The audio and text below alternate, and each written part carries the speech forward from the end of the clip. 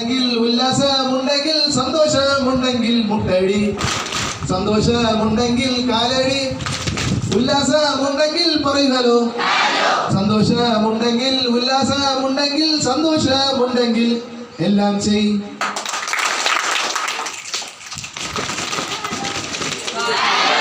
Hello അയ്യോ കുറെ പേർക്ക് കിട്ടി, കുറെ ആൾക്കാരും കിട്ടി കാണത്തില്ല. നമ്മൾ മനസ്സിലാക്കേണ്ട കാര്യം എന്ന് പറയുന്നത്, നമ്മൾ എക്സാമിന് എല്ലാ വർഷവും നമ്മൾ പഠിച്ചുകൊണ്ടിരിക്കുന്ന സമയത്ത്, എല്ലാ കാലഘട്ടത്തിലും നമ്മൾ പഠിച്ചുകൊണ്ടിരിക്കുന്ന സമയത്ത് ഫസ്റ്റ് ടൈമിന് പഠിക്കും, സെക്കൻഡ് ടൈമിന് പഠിക്കും, അവസാനം വാർഷിക പരീക്ഷ എല്ലാം കൂടെ ഒരുമിച്ചുകൊണ്ട് പഠിക്കും. ഹലോ, ഈ അവസ്ഥയിൽ എത്തിക്കരുത്.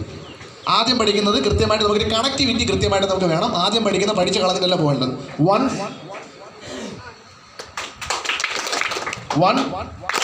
2 3 1 2 3 4 ഉണ്ടാവും, അപ്പോഴും ഉണ്ടാവും.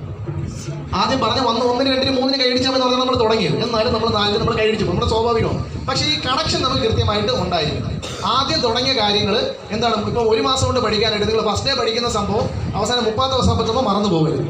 10 സബ്ജക്റ്റ് പഠിക്കുമ്പോൾ ആദ്യം പഠിക്കുന്ന മാത്സോ സോഷ്യലോ ഫിസിക്സോ കെമിസ്ട്രിയോ മറന്ന് പോകാൻ പാടില്ല. റിവൈസ് ചെയ്തുകൊണ്ടേ ഇരിക്കുക, കൃത്യമായിട്ട് റിവൈസ് ചെയ്തുകൊണ്ടേ ഇരിക്കുക. ഓക്കെയാണ്, കാര്യം മനസ്സിലായല്ലോ? അപ്പോൾ ഇത്രയും നേരം എന്നോടൊപ്പം സഹകരിച്ച നിങ്ങൾ ഓരോരുത്തരോടും നന്ദി പറഞ്ഞുകൊണ്ട് അവസാനിപ്പിക്കുകയാണ്. നന്ദി, നമസ്കാരം. അയ്യോ താങ്ക് യു, ഇത്ര ശോകമായിട്ടുള്ള താങ്ക് യു. നല്ലൊരു താങ്ക് യു പറഞ്ഞത് നോക്കട്ടെ. ഇപ്പൊ നല്ല താങ്ക് യു കേട്ടോ. ഓക്കെ, ഇനി നിങ്ങൾ എല്ലാവർക്കും ആ പേപ്പർ തരാം. ആ പേപ്പർ ഒന്ന് ഫില്ല് ചെയ്യണം. എല്ലാവരും പേര് എടുത്തിട്ട് ആ പേര് ഫില്ല് ചെയ്യണം പെട്ടെന്ന്.